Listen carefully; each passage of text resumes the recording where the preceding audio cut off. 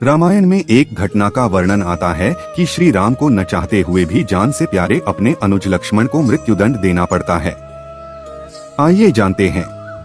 ये घटना उस वक्त की है जब श्री राम लंका विजय करके अयोध्या लौट आते हैं और अयोध्या के राजा बन जाते हैं।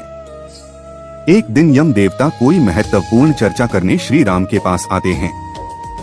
चर्चा प्रारंभ करने से पूर्व वो भगवान राम से कहते हैं कि आप जो भी प्रतिज्ञा करते हो उसे पूर्ण करते हो।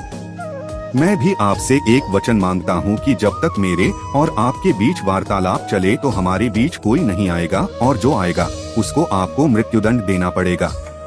भगवान राम यम को वचन दे देते हैं। राम लक्ष्मण को यह कहते हुए द्वारपाल नियुक्त कर देते हैं कि जब तक उनकी और यम की बात हो रही है वो किसी को भी अंदर न आने दे, अन्यथा उसे उन्हें मृत्युदंड देना पड़ेगा। लक्ष्मण भाई की आज्ञा मानकर द्वारपाल बनकर खड़े हो जाते हैं। लक्ष्मण को द्वारपाल बने कुछ ही समय बीतता है, वहाँ पर ऋषि दुर्वासा का आगमन होता है।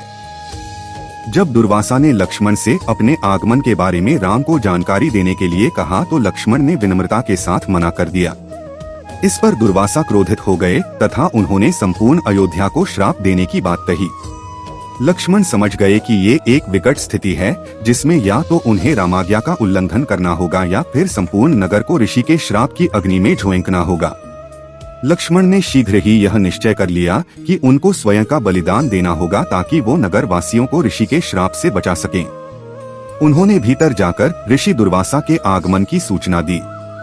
राम भगवान ने शीघ्रता से यम के साथ अपनी वार्तालाप समाप्त कर ऋषि दुर्वासा की आवभगत की। परंतु अब श्री राम दुविधा में पड़ गए क्योंकि उन्हें अपने वचन के अनुसार लक्ष्मण को मृत्यु दंड देना था। वो समझ नहीं पा रहे थे कि वो अपने भाई को मृत्युदंड कैसे दे, लेकिन उन्होंने यम को वचन दिया था जिसे निभाना ही था। इस दुविधा की स्थिति में श्री राम ने अपने गुरु का स्मरण किया और कोई रास्ता दिखाने को कहा।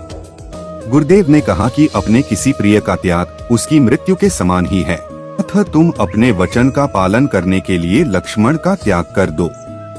लेकिन जैसे ही लक्ष्मण ने यह सुना तो उन्होंने राम से कहा कि आप भूल कर भी मेरा त्याग नहीं करना।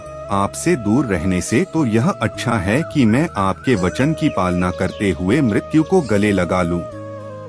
ऐसा कहकर लक्ष्मण ने जल समाधि ले ली। इसी प्रकार जैसे प्यारे भाई लक्ष्मण जी को राम जी ने हमेशा के लिए खो दिया। ऐसे और कहानियां सुनने के लिए हमारे चैनल को सब्सक्राइब करना ना भूलें।